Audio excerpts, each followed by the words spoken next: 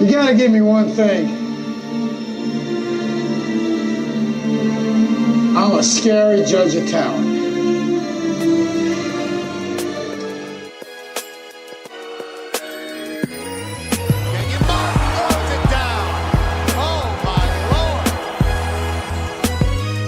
Adolphus Washington back-to-back plays.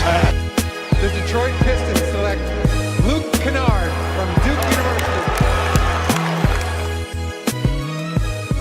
Welcome back, everybody. Another episode of the Triple Double Podcast coming at you. We've got Jay Moore of 270 Hoops, and we've got another Columbus resident.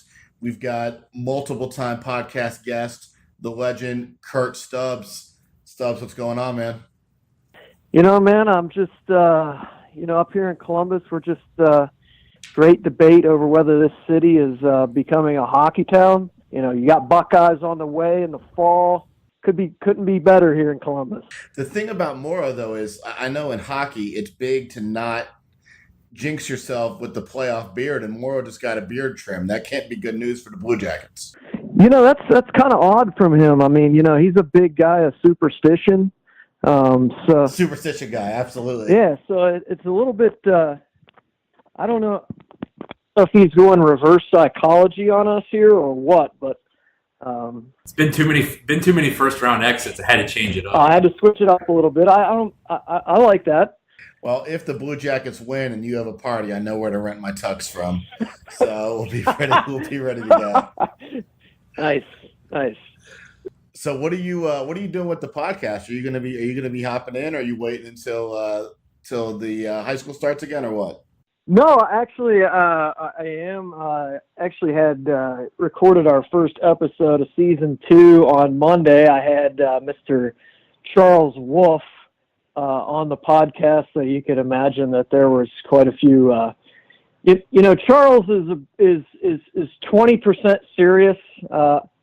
80% sidebars and just random comments. So he provides a lot of entertainment. I had a college coach tell me in the last couple of weeks, they're like, Chaz talks all this crap about how he doesn't like talking to college coaches on the phone, this and that. But every time I talk to him, we end up talking for 90 minutes. So, big stories guy. Yeah. So we're going to kick that off with him. We're talking we talked a little bit about just all the coaching changes in Ohio high school basketball right now. And, man, when you look down that list of like 80-some schools that are going to be switching coaches for whatever reason, there's a lot of great jobs that came open that are very, very surprising. We talked about competitive balance and just kind of the effects that kind of just checking in like a 2-year review on how the competitive balance has played out. And then Chaz was kind of talking about you guys' trip down to Atlanta and how some of the Ohio guys performed down there. But another big week heading up here, Spieth weekend, the Chris Johnson Memorial Invitational, as I like to call it. And so Ohio will be well represented out there, I'm sure. When is this podcast coming out? I'm hoping to drop the Charles podcast tonight. Man, the first 5 minutes of maybe 10 minutes of the podcast, Chaz took me down. We were on a windy road. I don't even know how we got to where we got, but there was a lot of just obscure name droppings there in that first 10 minutes. Well worth a listen. I'll be looking forward to it. I'm going to listen to it on the way. I'll listen to it Friday morning on the drive to Fort Wayne. Yeah. The thing with when you're talking to Chaz is, what his sweet spots are, but as far as what he likes to, even if you ask him a question, a lot of times he brings it back to certain things. But man, it's hard to have a conversation that goes longer than 5 minutes where he's not making you laugh about something. I'll share one more Chaz thing. I was in Atlanta and I saw him watching Team Takeover versus Team Durant, who is also a DC team. And I said, the only thing Chaz loves more than DC area basketball is Raising Cane's. That's probably true. I was not surprised when he tweeted out that he was front and center for that game. A big DC basketball guy, and I get it. It's a pretty good brand of basketball. There's no St. Clairsville in Maryland.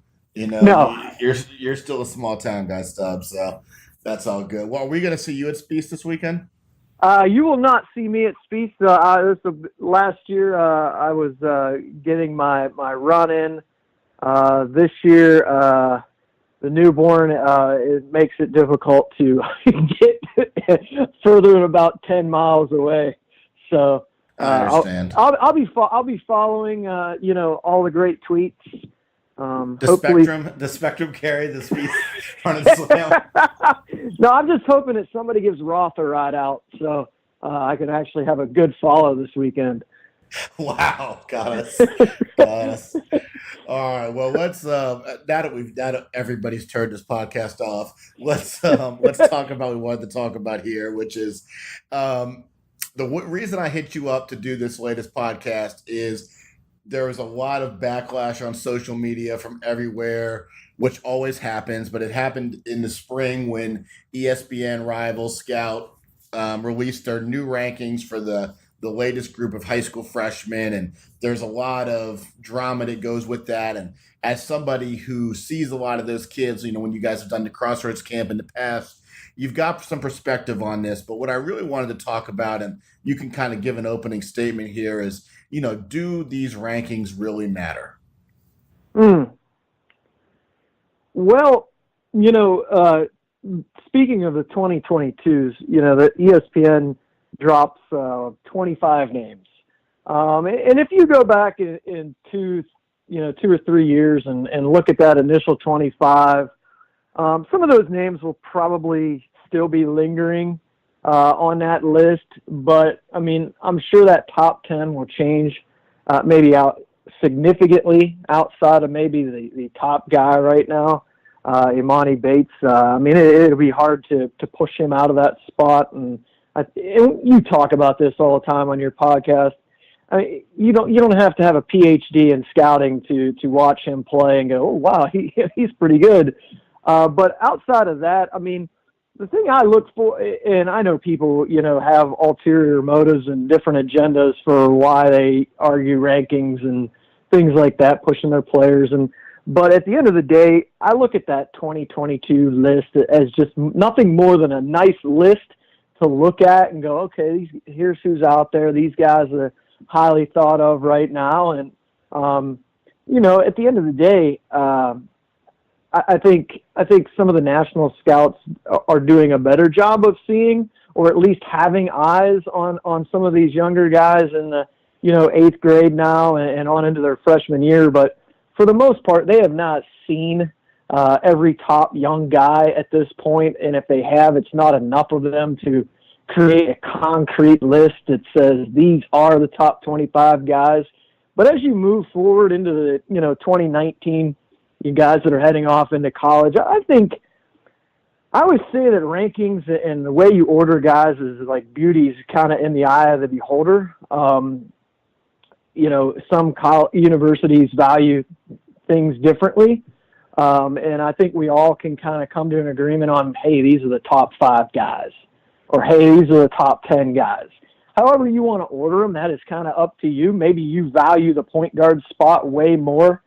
Maybe you value a 4-man way more than a point guard, or, however you look at it. I think it's just who is viewing it and how they're going to feel about it when it comes to rankings. Because I've always said this, after about, maybe the top 10, 11 guys, 12 through 25, you're splitting hairs there. And then even further down, 75 to 100, we might say a general comment, oh, he's a top 100 guy. Well, is he 82? Is he 73? What separates 82 and 73? and that's where I think you get into the fun arguments. But what I like about the rankings are it's a great list. It's a great conversation. It's a conversation piece. And at the end of the day, if you're getting upset about that, I think, some of these guys that do rankings are only able to do rankings because some of the national guys are putting names out there that they would otherwise not know to even have ranked up there. So I think rankings are a conversation piece if you want to boil it down to a small statement. Well, based on what you said, I that's why I'm big on my site, and I usually, and I regret when I don't, do them by position. And it's easier to do it by position because then you don't have kind of that observation bias that you said. But then even among that, like there's variables, so I might prioritize pass first point guards. You might like point guards that can shoot, and that's a big thing. But I think one of the keys here is that if you're worried about it from an exposure standpoint, sure, it's great to be ranked and have all the things that go with it. But in terms of college coaches, they're worried about transfers. They're worried about guys in their current roster. They might look at the rankings for current seniors, current juniors. That's it. They're not going below that. And if your name's not on there, it's not really that big of a deal. But when you look at the national rankings, then it's like there's only so many schools that recruit nationally. So when you look at a point guard from New York City versus a point guard from Los Angeles, does it really, really matter who's ranked higher? No, I mean, because you look, unless that kid is Cole Anthony from New York, where he's getting recruited from coast to coast. I mean, most of these guys that are being recruited in the rankings are regional priorities. New York, Syracuse, maybe St. John's, Big East, a lot of Big East stuff. So it's like, if I'm Syracuse or I don't care about that guy or where he's ranked out in LA or Vegas, because I'm not going to get that guy. I'm not going to recruit that guy. I'm not going to use my funds to put money into recruiting a guy on the other side of the country when we focus on our area, our territory. So I think as a college coach, I mean, obviously you're looking for the best possible guys to fit what you do. But, I always say this, if you're good enough and players play and Chaz always says good players are good players everywhere. I mean, the ranking is going to come, and whether that's you finish 7th or 27th, you're going to land in a good spot. Absolutely. And like you say, it's not that hard to do it with kids who are seniors or juniors in a small region like the state of Ohio, or, I even, when I send out to college coaches, localize it even more and do kind of where I live, that greater Cincinnati, greater Dayton, northern Kentucky area. That's not hard. But before that, I really just try and put lists out. And I think lists versus rankings have some advantages. But, what are, from a parent perspective or a kid's perspective, what do you think the pros and the cons are of being ranked early, let's say as a ninth grader? Yeah, I think it all depends on the mentality of the kid and the people surrounding him and the camp that surrounds him, because most of these guys now have an entire camp of people that are coming along with them. But a lot of times when you get ranked early like that, sometimes, I mean, unless you're just a complete alpha male, sometimes you can get complacent and kind of think that you've arrived. And then some of these guys that are, back of the pack, maybe haven't even been heard of or surfaced at this point, or haven't, late bloomers, if you will. Those guys are hungry. And they don't become complacent, and especially guys, which always blows my mind that some of these guys commit so early unless you just flat out know that is the only place for me. Some of these times I see these high ranked guys commit early and then they just kind of flatline. We got guys being ranked, that are coming out of second and third grade, and we're ranking fetuses on some of these websites. It'd be interesting to kind of, if you saw or hung on to one of those lists and go back and look, 8-10 years from now, how many of those guys even still play basketball? let alone are still ranked. It's very rare that you get a kid.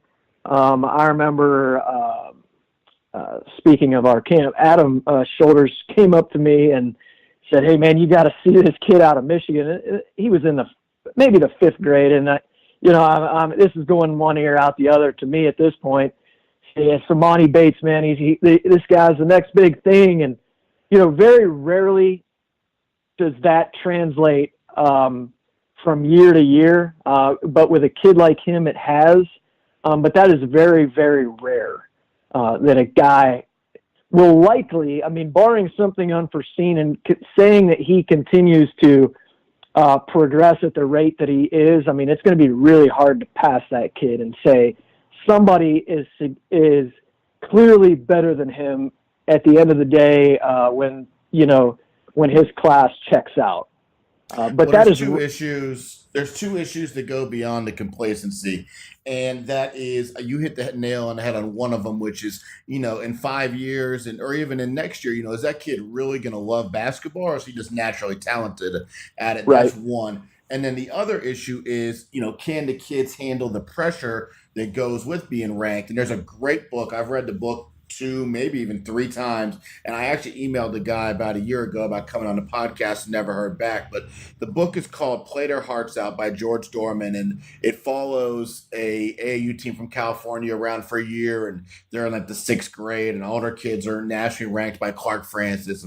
This book goes back almost 10 years. But it really goes to show, the pressure that can be put on these kids and how it can really just make them crumble. Yeah, I've seen a lot of kids just melt under that. That's a lot of weight to carry at an early age when, I don't mind that you're working on your game and you want to get better and but at those ages, there's other things that you should be dividing your time up into. Ultimately, if you're going to end up being a high major, mid-major, future pro, being 24/7 basketball in the 6th grade or 5th grade is not ultimately what's going to allow you to be a high major or a pro. Pros are born. Pros are genetically born. And then, the work ethic from there is what separates, guys that stick in the pros and guys that have a chance. We've all seen guys that should be in the pros, but they're not. And I think I've always said that pros are born. Genetically, they're born. Very rarely, doing what we do with what we've done in the past there with the crossroads and stuff. Every time you talk to these kids, and Adam has a great eye for kids that are maybe not there yet, but he can see, where they will be. And every story always starts with mom played at fill in the blank university, dad played fill in the blank university, played pro, whatever. There just seems to be the common theme with every high major professional player. The genetics are there. Somebody in their family. Yeah. So your son might not be a pro. Yeah, not, and maybe a pro wrestler.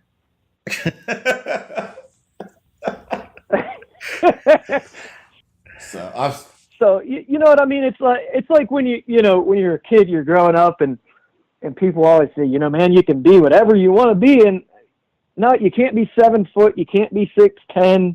You can't be Kevin Durant. There's only one Kevin Durant. And that's another thing that, a topic for a whole nother day of comparing these guys to, future Hall of Famers. No, if you want to, go ahead. How many times do we see these, and we kind of joke about it, but how many times do you see these tweets about, next so-and-so ? And I'm like, this guy has scored 25,000 points in the greatest league in the world, and this kid is still, paying $3.75 for his lunch at blank blank middle school. Come on, guys. I'm all for saying the kid has got some potential. He's a good player, and the compare. They even do this on the draft. There is a guy that specifically in the draft, when a kid gets drafted, he's somebody on the draft team is specifically there to compare him. And I'm trying to think, was it Chauncey Billups that was doing this last year? But he was comparing the college guys that got picked to a guy that's currently in the pros, and I was kind of like shaking my head. I mean, Chauncey Billups, smart guy, played in the league, and some of these comparisons were unbelievable. Like, he's the next James Harden. It's like if a guy is left-handed and he's got a little bit of, slow pace to his game and old man's game, he's the next James. Beard. Yeah, he's the next James Harden. If you're 6'9" and you got some length and you can, pick and pop a little bit, you're KD. And it's like, I mean, there's a reason these guys have their own shoe. Okay, it's because they are great, great players, and there's only one of them. So whoever that kid is you're comparing, you're doing him a disservice, and just let him be who he is.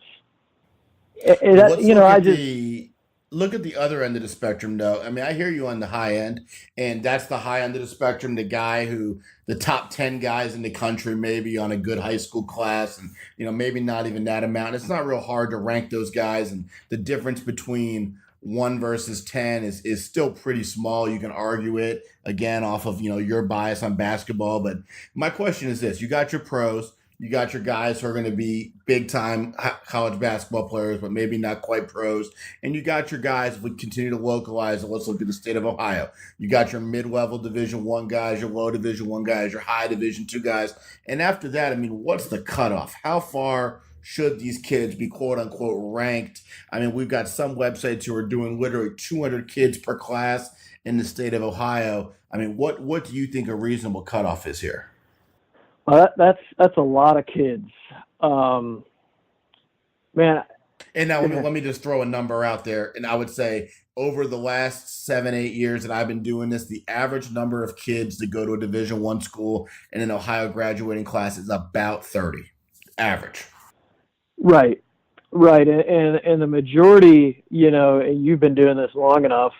A majority of those kids are being recruited at a mid to lower level Division I. We're not talking about the average. I would say the average amount of high major Division I kids in Ohio per class is maybe 5. Right, and even you look at some of those classes from the past, and some of those guys that went high major ended up, kind of shifting backwards to maybe a Dayton or a Toledo or Duquesne, wherever it may be. Capital. Capital. Sometimes they come back to the pack, but I think you can reasonably probably rank down to guys that are that borderline mid-level, high-level D2 kid. I mean, but after that, it's kind of like a lot of these D3 guys. They have a different DNA. I mean, they are probably really fundamentally sound basketball players, tough kids that really, really love to play the game. And it's really hard to rank those guys. Because, in Division III college basketball, what's that? No. Go ahead, Stubbs.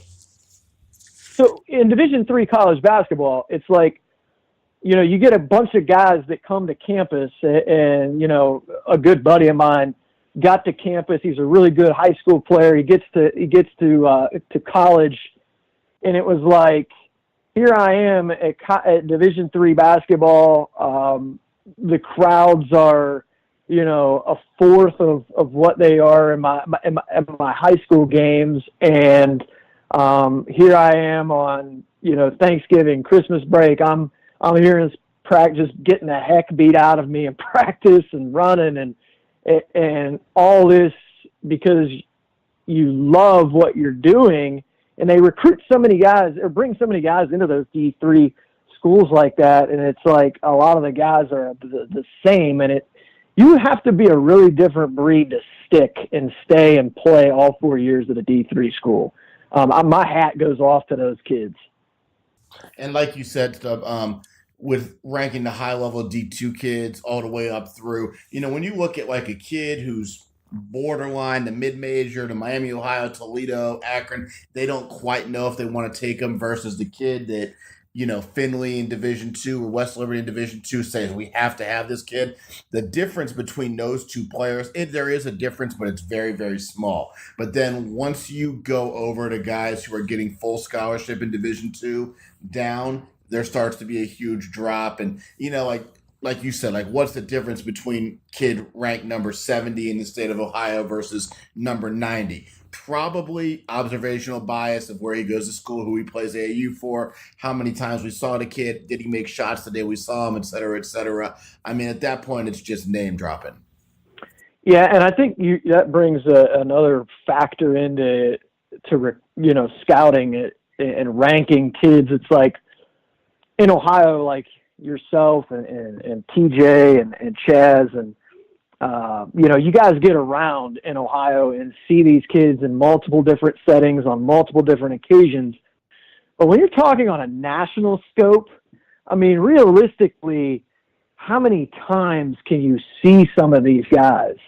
And sometimes you may see them on their best day, which means that, their ranking is going to get catapulted, or you may see them in I see guys that are flying to the hoop all the time, and I'm like, man, guy wasn't very good today, or but you got to be very careful about doing that because. Well, let me interrupt you for a second here. We just had recorded before we called you an episode with Corey Evans, and we talked about that when you only see a kid a limited amount of times, it's so easy to get caught up on what this kid does well. You look at somebody and you're like, their physical tools are just unbelievable, their God-given athleticism and size, and you might overlook the fact that they can't really shoot the ball. But when you see all these Ohio kids, I see them 1,000 times, and I start to really get into it deep on what they can and can't do, and that doesn't always make for a good comparison. No, and the way you see those guys, you start to get to the point where it's like, how they're going to react to certain adversity and certain things. Not only do you know how they play, but now you are seeing the other characteristics of the kid. Is this a kid that, we want? Is this a winning kid? Is this a kid that, is going to be able to handle adversity? No longer, we're past the point of evaluating, well, okay, he can play. Now you get down into because the way the things are now and the way these jobs are so coveted, and I think you and Chaz were talking about this on one of your podcasts, is these college jobs are so coveted now, and the stakes are so high to win that these guys, some of these guys are taking flyers on guys at the last minute, and that never works out well. But the stakes are so high for these guys to win. A lot of times, now you're not only recruiting like ranked high school, you're recruiting grad, a lot of grad kids and transfers. It's just totally different landscape now. That you got to know everything about these kids. And there's no question. You got and that's one thing I think we can provide in the scouting industry is, not to toot our own horn, but how often in our group chat does a kid commit somewhere and like 4 people will be like, that's a transfer waiting to happen. Yeah, it's like you don't have to be a genius. Like you can just kind of look at track record and history and go, yep, that ain't going to work out. And, it's a tough business on both sides because the college coach is trying to, his best to win. And kids, a lot of times, they want to go highest level instead of best fit. And I see tweets all the time about, people saying, go to the place that wants you, not the place that you want to go. And that's very true because I've seen so many kids go to a place that was not the right fit, but it was that like I'm reaching for. I want people to know that I was a high major kid when you weren't. You were a last minute option for a team that needed a spot to be filled and that's where you went. And then 2 years later, you're at, school XYZ. And then your role's going to change too. And I mean, there's kids that, I don't know if I understand the ideology behind some of these kids who are having great careers in mid-major situations and then want to go up a level. And sometimes it works and sometimes it doesn't. And, I know this kid, so I'm going to mention him as an example. One that I never understood was you looked at Jaaron Simmons, was having just a tremendous career at Ohio University. He goes and transfers up to Michigan for a grad transfer, and he's behind guys who are going to be pros on some level. And, his last year, he doesn't even play. And you look at yourself and say, well, I'm averaging 18 points a game in the mid-major level. Is it a good move for me to go up? Because I guess I can do it at that level. And I'm, now I'm being quote unquote slept on, but are you going to have that success, and what's your role going to be when you go up? I think John Stowell says this all the time. It's like, if you want to play at the next level, and obviously for a college kid, the next level will be professional at some different degree, you've got to be seen. And in order to be seen, you got to be on the floor. So in a case of Simmons, I mean, you're looking at a kid that, he starts out at Houston, obviously didn't work out, comes back, OU, great fit, or, a great fit for him. He was the man down there. He left a place where he would have probably been a first team all-conference guy, would have went down as one of the better guys to ever put the uniform on at OU, and I don't think that's a stretch. He was that talented at a mid-major level, and then, he goes, for whatever reason, only he could tell you that, but goes to Michigan, and obviously the talent pool there is going to be significantly higher because you're at a major university and, a school that had the roster intact to make a run to the Final Four. So, minutes are obviously going to dwindle, and I think that, kind of hurt him. No, and that's right. And it's where you got to gauge, happiness versus level of notoriety, and that's something only each kid can answer. But it certainly is something that's getting more complicated, and for that reason and some other reasons, I'm not particularly a big fan of the graduate transfer situations. It's like a wildfire right now. I mean, every time you turn around, there has been some really good grad. Don't get me wrong, but you could go back and look and see all the grad transfers that really didn't pan out. I mean, some of these guys, I was looking at some of these stats. They're averaging like 4 points a game at whatever school they were currently at, and they're looking to transfer up. And it's like, what are you doing here? And a lot of these guys that I've seen are making lateral moves, grad transferring from one school and laterally moving to another, equally, low major, mid-major school. And then some of these guys that are bumping all the way up to a high major school. I mean, it's not a lot of guys that are making an impact. I mean, I think we romanticize the guys that have been able to do very well at their new school. The Texas but there's Tech guys this year, but there's a lot of them that haven't. No doubt. And that's, I think we can magnify those guys that have, which makes it popular for everyone else to try to do it. But I think it's kind of got out of control, and it's a tough thing for both ends, because you got these, let's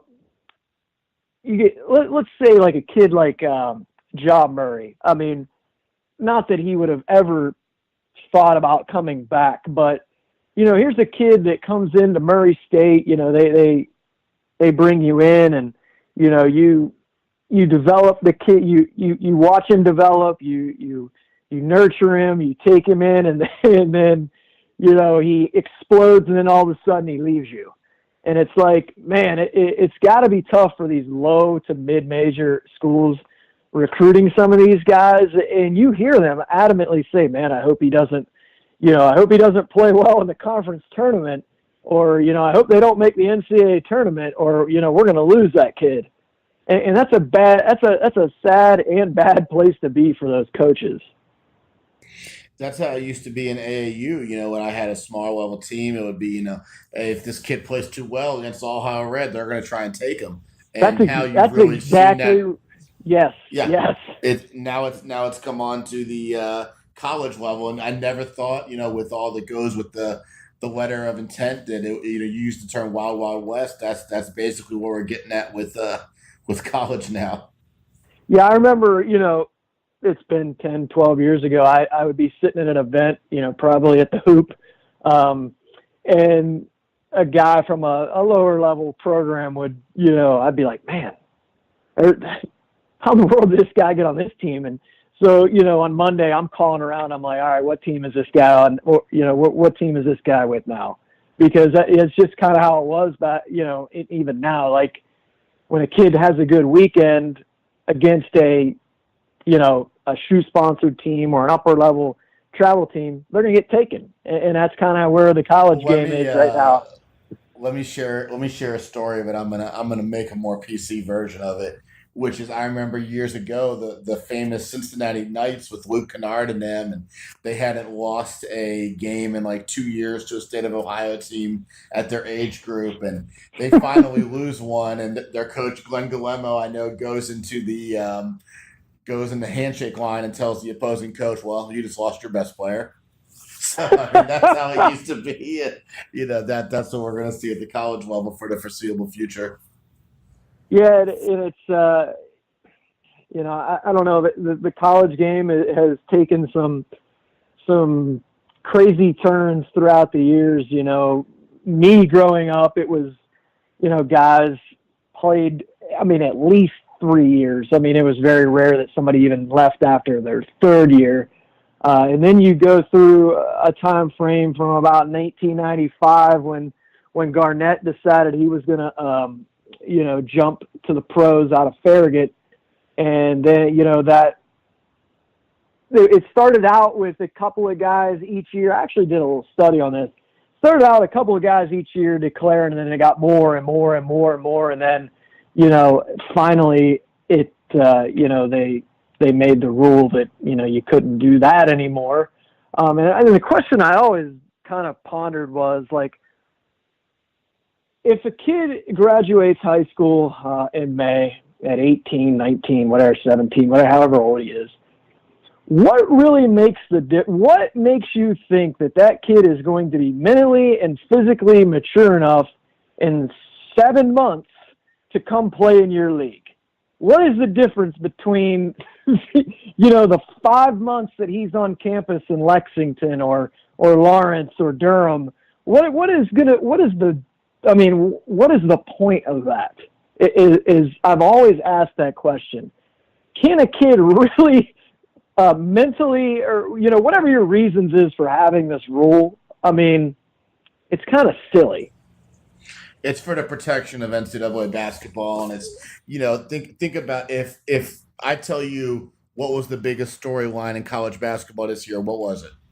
Well, yeah, he would not. That story of Zion, that story would have never happened. And exactly. Yeah, it's kind of where I was getting at. It's kind of like a working together type thing. If we can rent these guys for a year to promote our product, because the NCAA tournament is where college basketball makes its meal. I mean, you, I, Morrow, Fleer, TJ, Chaz, we're watching college basketball snow throughout the year, but most people are not they're college basketball fans in March because they have a tournament pool that they're in.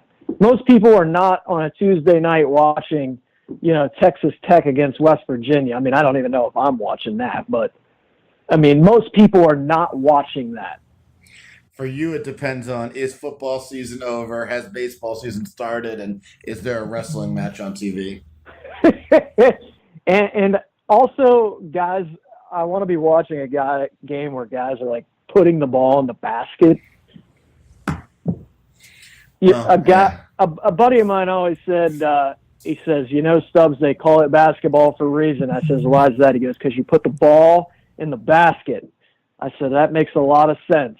I said, we don't have a lot of guys that can put the ball in the basket. We have a lot of shot takers these days, not a lot of shot makers. And so young kids out there, if you want to make yourself marketable, be able to make some shots. You got to have that in the gym range like Stubbs has. From the parking lot. So, Stubbs, last thing, and we'll let you go. What's your plan the rest of the spring here? Well, I'm hoping to get out to the Jerry Watson Sugar Showcase Super 16 on the middle of May there, and see some of the guys. Hang out with Stovall. Maybe get a Bob sighting. I don't know. Quick, can Stovall hit your fastball?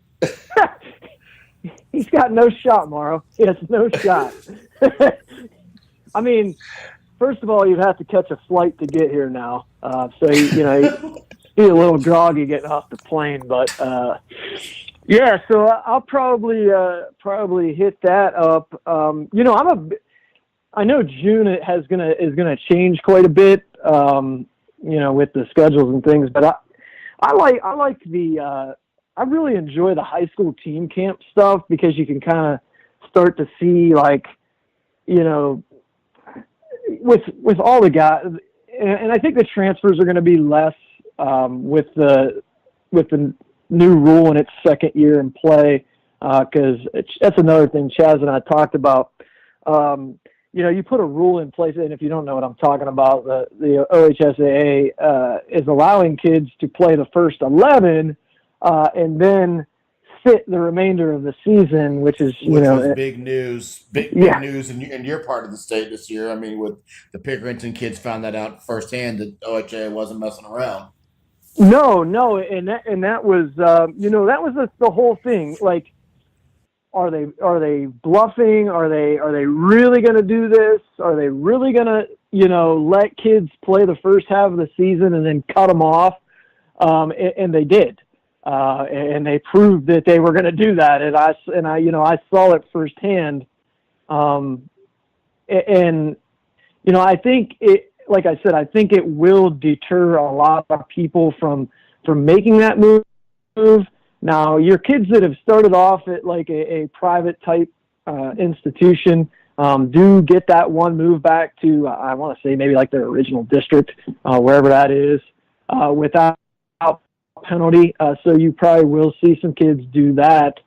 But outside of that, I mean, I think, as much as you can look at it and go, man, that's harsh. I think it did do its job, and I think it's put a little fear in people from just transferring to I know there are certain cases where it has to happen, but I think some people are just jumping to jump. And the thing I like about the high school team camps is you can start to see the teams coming together, who the pieces are going to be, and especially that like the Ohio State team camp always kind of kicks the summer team camp off for me, and you always see man, he's with them now, or like getting to see Livingston with Buchtel last year at the Ohio State team camp, or Zeb, and just I thoroughly enjoy the high school team camp stuff because at least I have a pretty good idea of who's going to be on the roster.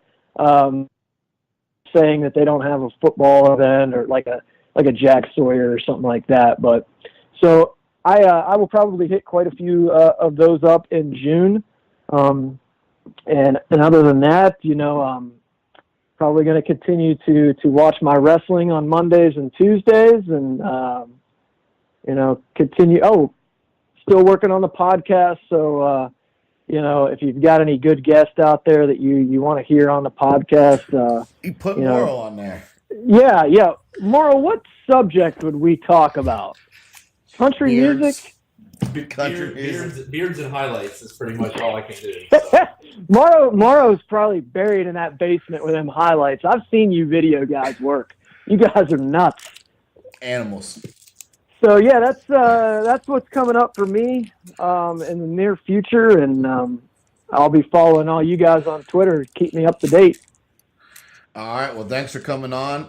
As always, we got a lot. We got the Stubbs rant. We got a lot of material. No, we appreciate you, Kurt. Hey, thanks, guys. Have a good one. All right, guys. That was the Triple Double Podcast for Jay Morrow and Kurt Stubbs. I'm Corey Albertson. Thanks for listening.